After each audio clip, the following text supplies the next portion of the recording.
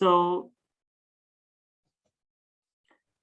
good afternoon, everyone. Welcome to this presentation. It is my pleasure to present this topic. So today I'm going to cover the testing and reliability aspects of computation in memory. I believe that people who are attending this webinar are familiar with the general concepts of computation in memory. So today I'm going to start with talking about the needs for computation in memory, and which basically the topic that you are more or less familiar with, so I could go rather quickly on that. And then I focus on realization of computation in memory using emerging resistive memories. And with that, I'm gonna then go into testing and reliability challenges in a SIM computing paradigm and how it basically deviates from what we have been doing in the community over the past 40, 50 years, and present you with some of the solution. Of course, these are not all possible work, but then this gives you the idea that, or inspire you that with relate to test and reliability, what are the issues that we are dealing with? And at the end, I will provide the concluding remarks. So just few observations of opportunities as we move forward to the more advanced computing architectures. So basically, the data movement currently becoming the major factor for the high latency and high energy. So meaning that as we are increasing the size of the chip, as we are putting more cores on the chip, so we have long and energy hungry interconnects. We have energy hungry electrical interfaces. And then due to the applications areas that we are moving in, deep learning and big data, we are more and more reliant on moving the data around. So there is more amount of data to be moved around. So basically the opportunity that this topic gives us is to be able to minimize this data movement and reduce the associated performance and energy overheads by doing the computation near where the data resides. So there are different ways of doing that. For instance, we can do the processing in memory, we can do in memory computation and processing, or some sort of near data processing. So this can be done in different parts of the memory hierarchy. So all the way to the networks and the solid state disk to something that is closer to the processing elements, such as various levels of the cache memory. So just to give you a little bit more background on what is going on. So this is the typical, basically the gap that you see as we are increasing between the processor performance and the memory performance. So the memory performance, like DRAM, is pacing very slowly, like 7% per year. But for the microprocessor, we have like 60% improvement per year. And then this gap keeps increasing and increasing. And something that is very interesting is that as we move the data from the basically DRAM main memory, and we want to move one word of data, how much energy, like close to 640 picojoule, is needed to move the data to the next level. And all the way down, if you are looking at the complex operations on the same data, when it resides on the processor, it is 0.2 picojoule for the energy required for processing that data. So you see that basically most of the energy, 100 to 1000x, is needed to just move the data all the way to the processor compared to the energy needed for processing on data. This simply doesn't make sense. So basically, close to a third of the system energy is spent on data movement, and this is what we try to minimize here. So in existing processor-centric design, so basically it is better than putting one person into shame, like people keep saying that one Newman architectures with all the, I mean, if you want to single out handful of people that basically moved the field of computing forward is von Neumann. So I feel bad saying that all the bad things about von Neumann architectures, because he was a marvelous genius and, putting the field forward. But let's talk about processor-centric designs. So these are grossly imbalanced systems. So the processing is done in one place and everything else is somewhere else. So basically means that the data needs to move around. And this is not energy efficient. It has low performance, complex. And then what we have overly complex and bloated processors and accelerators. And basically, this also makes it energy inefficient. And the idea is that if we can move it somehow around, so we can also make the memory subsystem a little bit smarter to basically close this gap. So we need a paradigm shift to enable computation with minimal data movement, do the computation where it makes sense, where basically means where the data resides, and then make the computing architectures more data-centric. So if it is not needed to move the data around, if we can do the computations on the data where the data resides, that would be efficient. Not all the time, but where it makes sense.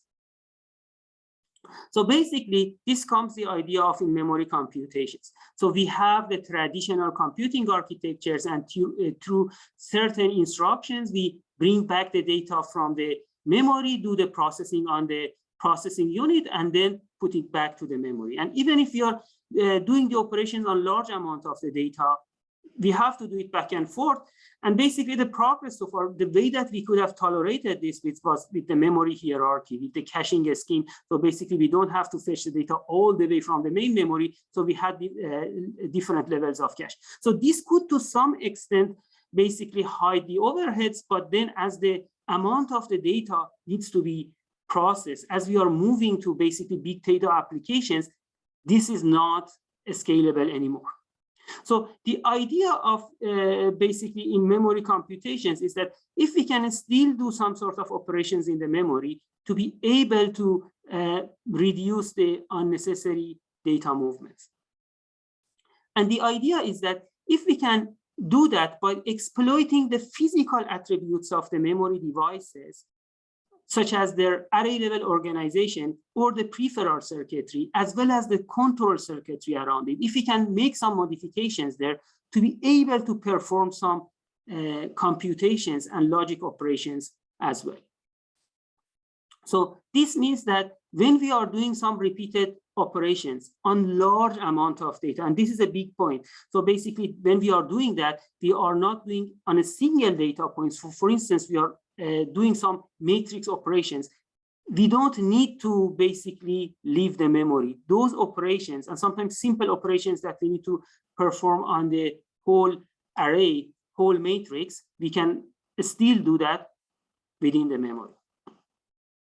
So this is the terminology that I use from my good friend and colleague Said Hamdoui, which is here, which I found that one of the best categories of in-memory classification. So it could be done, basically the processor-centric computation, you can call it like a FAR or COMF. Well, we basically get it closer to the memory, that would be the near memory. And then in computation in memory, this is done within the memory subsystem. So basically it requires a modification of the normal memory and can be done in various types of memory technology. You can basically, there are solutions or proposals that do it with DRAM, do it with SRAM, doing it with flash, and all sorts of emerging memory technologies. And within the memory, depending whether you are doing the basic operations within the memory bit cell array, or the computation is done by modifying the peripheral circuitry, it would be a SIM-P or SIM-A. SIM-P for periphery and SIM-A for SIM array. So then, depending on the changes that you would do it in a hybrid way or a basic way. So this means that for a SIM die, we can do for the memory operations that we can do the read and write operation, and we can do the compute operation. So meaning that the memory still does the normal memory functionalities such as read and write, but in addition, it can also perform computation. So with this background, let's take a look at some of the realization of computation in memory. And as I mentioned, there are proposals and even implementation that they try to do this realization using conventional SRAM, DRAM, or even flash memories. So what I'm going to focus now is looking at the emerging memory-centric technologies. So let's have a quick overview of these technologies. So one of them is ReRAM. So basically we have two electrodes and then you have a conductive filament. And this is based on some basically oxygen vacancies. And depending on whether you have a filament formed or not, you can have a low resistive or high resistive states. And basically this operation can be reversed. So basically you can create a filament or remove it. And this way you can basically write the memory in the two high resistive or low resistive states. The other type of these resistive memories is a phase change memory. And the idea is that the phase of the material changes. So the material can move into amorphous or crystalline phase. And because of that, they exhibit different resistivity. And basically, the way that this switch is done with basically heating up or cooling down the device. So it is done based on a Joule heating and in a reversible way. And then there is spintronic devices. And the idea of the spintronic devices is that we have two ferromagnetic layers, and these are separated by a tin oxide barrier. And the idea is that there are two stable magnetization states of two layers. So these are aligned, parallel or anti-parallel. They could be perpendicular or planar. And depending whether these are the magnetic orientations are aligned in parallel, it has a low resistance. And if they're anti-parallel, it has higher resistance. So now we have these resistive memories. Then unlike the charge-based memories like DRAM or SRAM, the state of the logic can be represented in the resistance. So then, of course, there are different flavors of these devices. They can have, the minimum they have two stable states. Some of these technologies can offer multiple stable states. So basically, you can have multi-level cells as well. So with that, we can basically perform logic operations. So the idea is that when we map these conductance states, low conductance and high conductance, we can basically represent them as the logic states. And then we can also perform logic operations using these states. So how it is done? So we can have a stateful logic. A stateful logic meaning that depending on the resistive state of the input cells, we can pass low or high voltage, low or high current through the output device. And then with that, we can switch it states or not. And this way we can implement some sort of logic.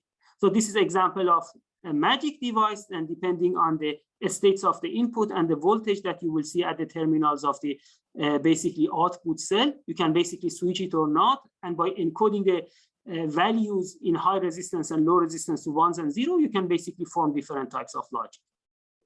And in non-stateful logic, the idea is that we don't have to write into the cell during the logic operation. The idea is that we sense the state of the cell. And the idea is that what we do that we have a current that we sense, and this current is dependent on the resistive state of the cell. And depending where we put this reference, we can basically distinguish between the different resistive states of the whole column. So here in this case, two devices. And depending where we put this margin for the reference, we can implement different types of OR, AND, or even NAND and NOR logic. So basically, this is one example with the scouting logic that is basically non-stateful. And depending on the states of that, we can differentiate between this. So based on the location of the reference, we can have different logic values.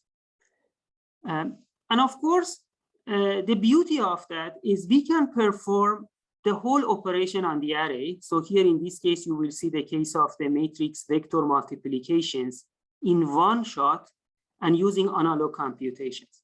So the way it works, you basically, the input matrix that you have, you will map the values to the conductance of these memory-stiff devices.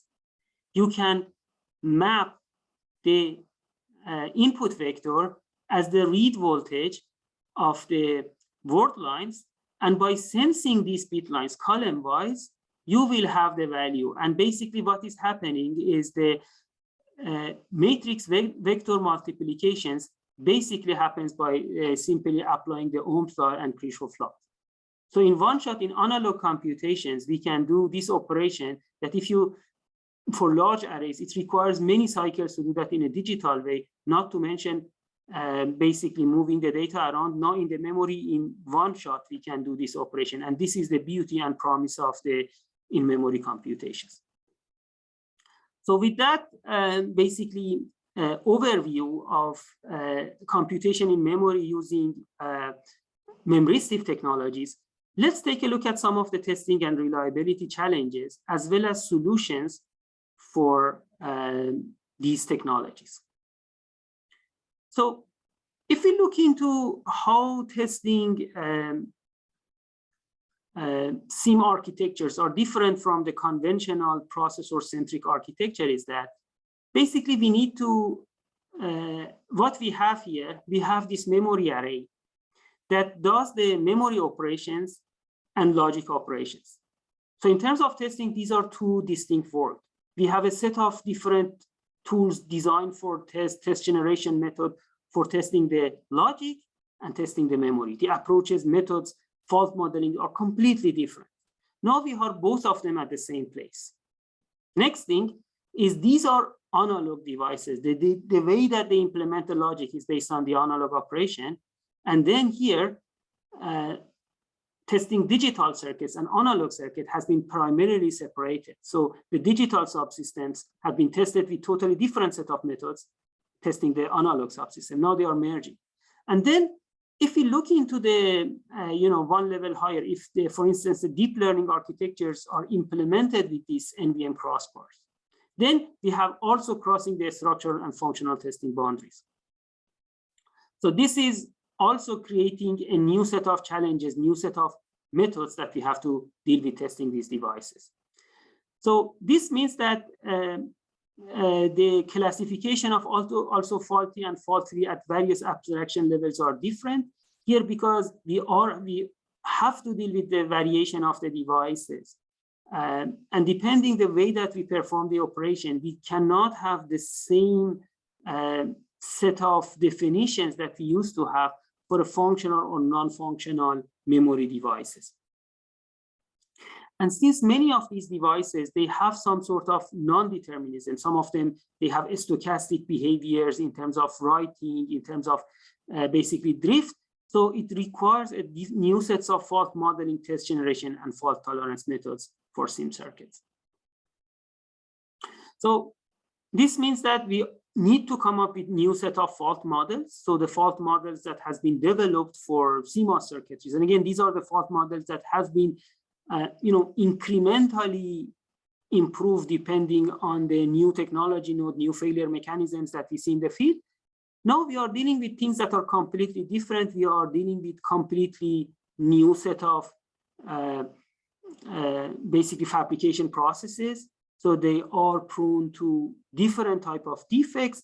The fundamental functionality of these devices are different. So we have both analog and digital building blocks. So it means that we cannot use the traditional fault model. So we have to develop new fault model for these technologies. And then the issue of the structural versus functional testing. So meaning that we cannot completely separate function from the structure of these circuits, and the conventional testing mechanisms that we have purely structural testing, purely functional testing. Now we may need to do something in the boundaries of that. And the other thing is that many of these devices are inherently non-deterministic, and also they are prone to more failures, which means that when we are implementing these architectures, we are doing the computation, we cannot expect that everything to be fault-free. So the conventional way, for instance, we are dealing with, especially the logic circuits, If they fail the test, we throw them away. Here, if we do that, so basically we have to throw away most of the fabricated chips, which is not going to work. So the idea is that we need to do some sort of defect tolerance, so we can still do reliable and useful computations with these memoristic crossbar, while still some of these devices having failures, some of them have non-idealities, and so on and so forth. So basically, many of the classical ideas, classical methods that we have developed in this field over multiple decades, we have to rethink and come up with totally new set of solutions for that.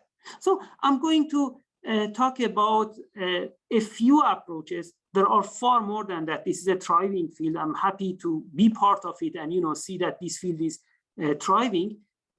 So basically, look into how some of these methods can be done to deal with the testing and reliability challenges in different use case scenarios. I first start with the fault modeling and test generation for ReRAM-based scouting logic. And this is the work that we have done with TU Delft, and I believe a couple of people from the co-authors are also in this list of attendees. So basically, as I mentioned, we need to start from scratch. We need to basically perform defect modeling for these technologies, develop fault models, and develop new testing methods. So here is looking at the way that these devices are fabricated. They require new set of defect modeling. And from that, new fault model has to be developed that basically we need to look into what are realistic faults that can occur due to type of defects that are prone to these particular technologies. And from that, we develop a set of test solutions by algorithms designed for test and built-in self-test and repair to basically deal with the detection and mitigation of these realistic faults. So one example was a forming defects in the ReRAM technologies. So basically, this is the production steps that is used to basically create these conductive filaments in the basically oxide. And it has a large impact on the ReRAM operations. So the lower forming current leads to higher resistance and more variability, and higher forming currents leads to lower resistance and less variability. And the forming defects could be due to variabilities in the oxide electrodes and the forming current. And basically, it affects the shape of the filament. And also, on top of that, we have the traditional failure mechanism in the rest of the fabrication process, the ones that we see on the transistors, on the interconnects that are basically happening. So for the defect modeling, basically the way that it is done is the first front end of the line, then the back end of the line, and then the ReRAM process, and then the forming steps that is done. And basically each part of the front or back end of the line is subject to its own basically failure mechanism, and basically result in the defects in some of these formations. On top of that, there are the transistors and interconnects defects and the ReRAM device forming defects. So as I explained, so the forming current had a strong impact on the device performance. So it affects the nonlinear devices, and the linear resistor models are shown to be not sufficient to model these effects. Therefore, it requires device-able defect modeling. So then, after the defect modeling is done, it is required to perform fault space definition. So basically, from the list of all realistic faults, it could be easy to detect fault. The faults that basically creates the condition that even the normal set of March test algorithms, it is possible to detect that. And then there are hard to detect faults that the existing March test and testing algorithms are not able to detect them. So, and the problem with the hard to detect faults is that, unlike easy to detect that are basically have deterministic behavior and always present, so these are weak faults. They may cause errors, and basically these are much harder to find the basically detect them. Therefore, they require a special type of design for test, stress test, and so on. So as I said, this is the work that we have done with colleagues and TU Delft. And if you are interested to learn more, these are one of the groups that are, very active in the testing aspects of memory-stirred devices. We also look into the situation for basically spintronic-based computing memory. So in magnetic tunneling junction, which is the main device in the spintronic devices, there are also, they have their unique failure mechanism. So one of them is basically if we have some sort of basically defects in the oxide barrier, and basically it may cause shorts in the devices. There could be even open vias or the metal contacts in the internal damage of the MTG devices, and these are, some of the evidence of these cases. So if we want to model them, so these defects change the behavior of an MTJ. So for instance, it could be modeled at high level at the stochastic parallel states or stochastic anti-parallel states, or it could be the cases that the resistance of the device is less than the low resistance states or higher than the high resistance states.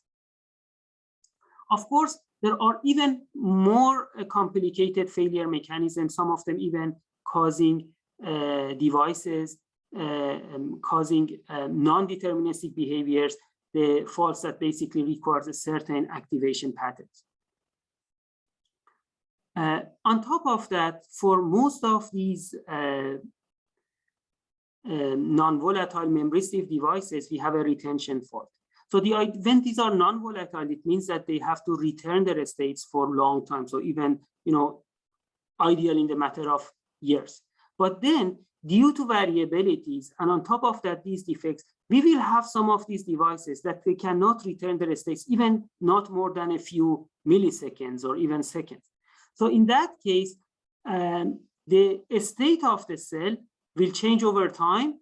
So for instance, this has to store the train parameters of a neural network or a machine learning model, and they have to hold it basically permanently, but these states could change and they affect the result of the computation.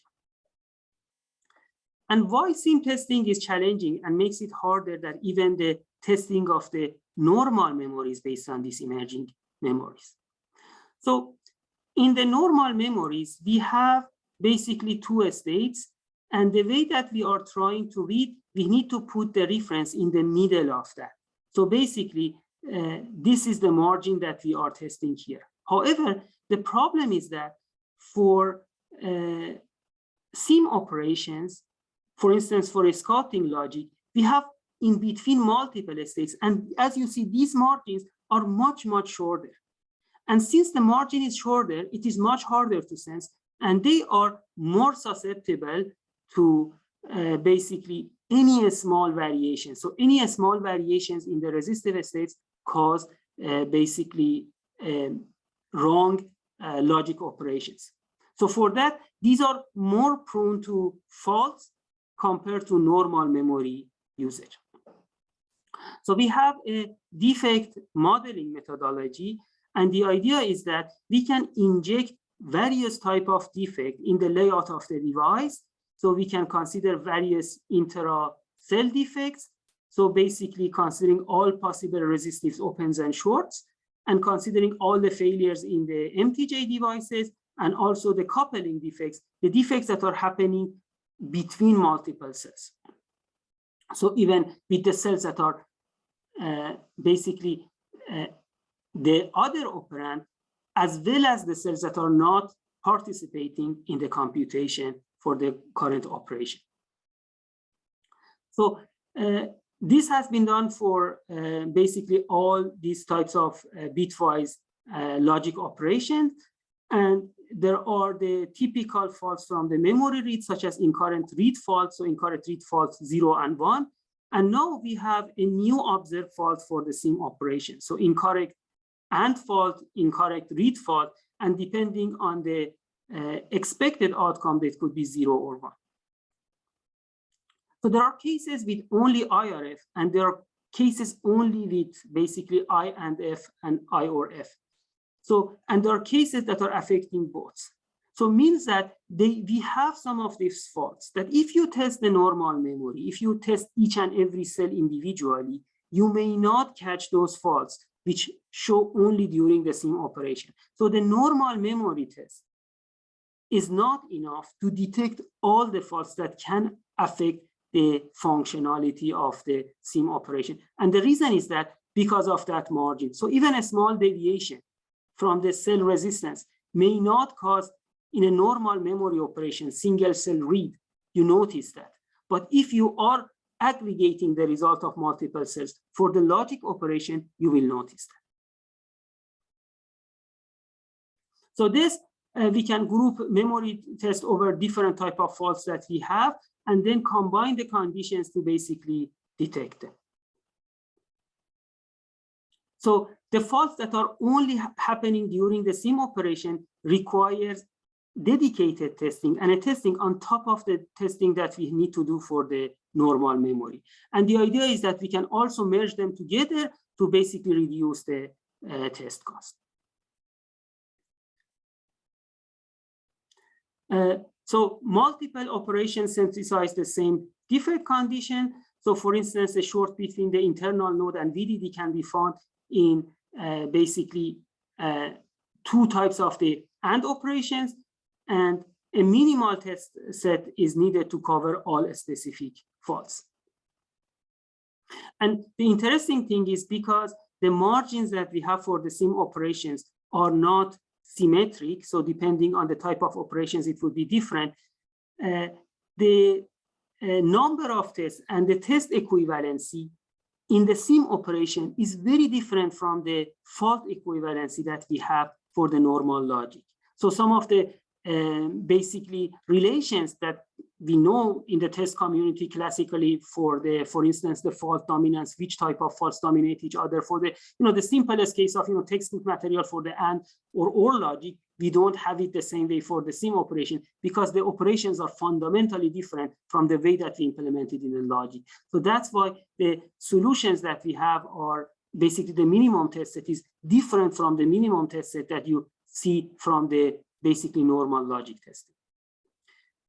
So let me also take a look at some of the fault tolerance solutions for SIM.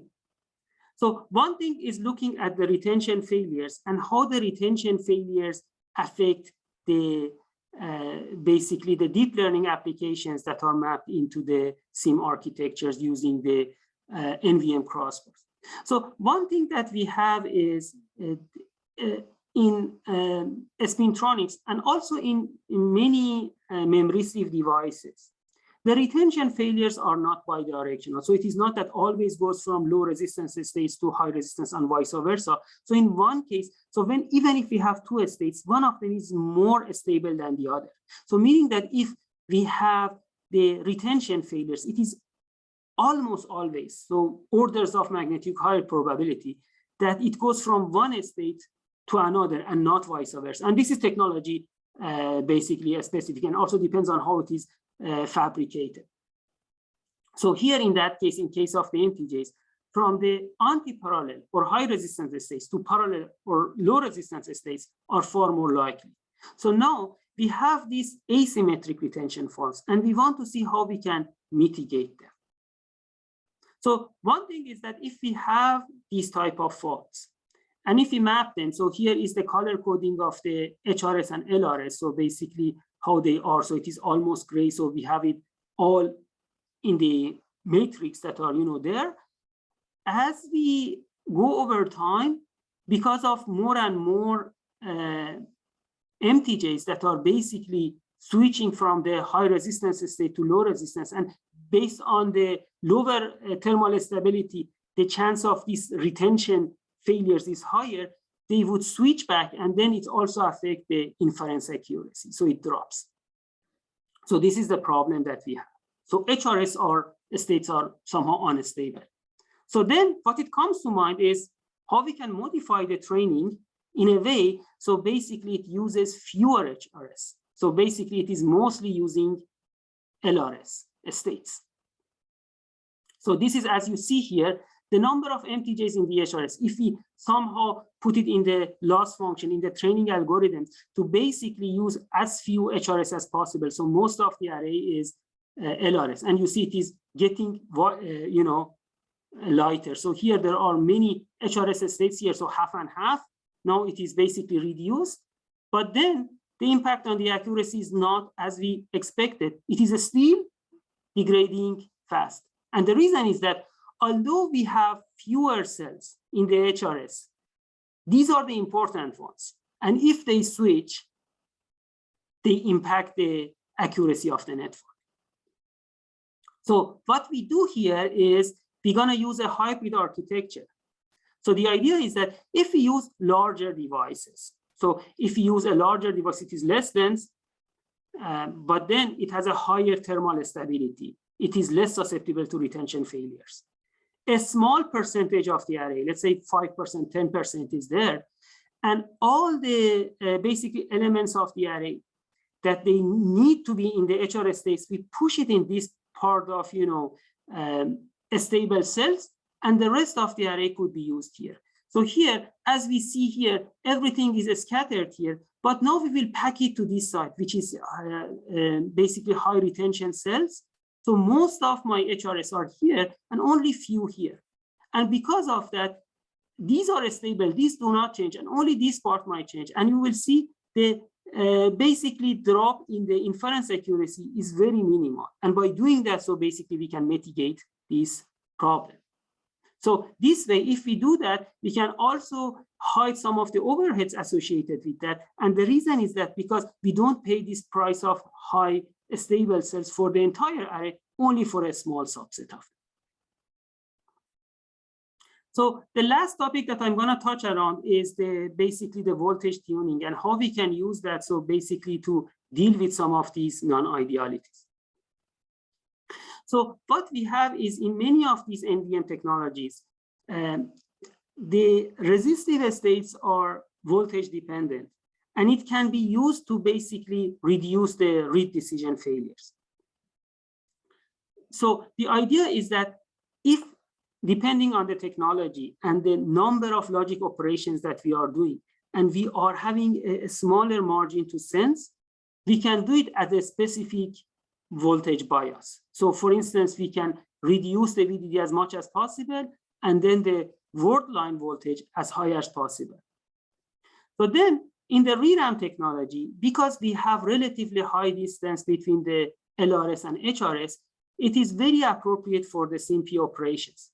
But then the write operation is very high. So basically the SIM array is challenging in these technologies. But for a CTM RAM, it is somehow the other way around. We have the low resistance between the LRS and HRS. So then if we want to do the SIMP, it's going to be very challenging. However, the writing in the STT is much more basically energy efficient than doing in ReRAM. So probably it is much better for the SIM array architectures.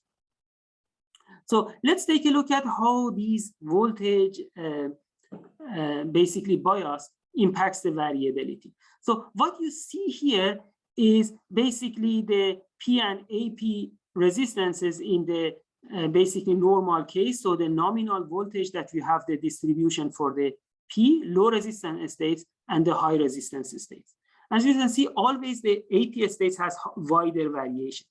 And what we see here is by changing this voltage bias, we can basically shift these distributions, and we can basically make them basically a little bit farther from each other and make the sensing easier. The same thing also happens for the ReRAM technology. And by voltage tuning, we basically shift this distribution and doing in a way that these are farther apart from each other. And on top of that, there is a temperature variability. The problem is that as we have the temperature variability, these states needs to be, seems to get closer to each other. And basically the failure rate at higher temperature is much higher than, for instance, lower room temperature. And the idea is that depending if you are operating at the higher temperature, it is better to use the voltage biasing as a knob to basically get them wider from each other. And this is basically showing that the read decision failures for instance, these technologies, ReRAM technologies, doing the normal 1-cell operation, 2-cell, 4-cell logic operations, and 8, and how the read decision failures look like in the space of the various supply voltage, VDD, and the word line voltage combinations. And by doing that, we can find the situation that yield the basically lowest possible RDF. So here is the colder color coding means that it has the lowest value. And depending on these conditions, you can do that. And then the situation for the other type of logic is different. So here is looking at the STT RAM. So in here is AND or NAND type logic are the farthest apart that we can, work with this STT that the states are originally closer to each other. And then with this voltage tuning, we can find the corners that basically yields the lowest failure rate. But then reliability is not the entire picture. When we are using these SIM operations, there is a power consumption and there is a latency. So then what we can do, and also these voltage biases greatly impact this latency and power consumption. So we can have a Pareto optimized design. So we can derive all these Pareto points. So all these combinations that satisfy the reliability constraints. So as I've shown here with different VDD and word line voltage combinations.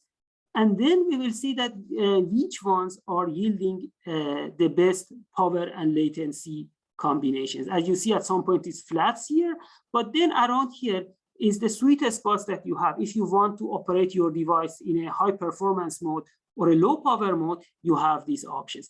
And you will see that basically this also happens for both of these technologies.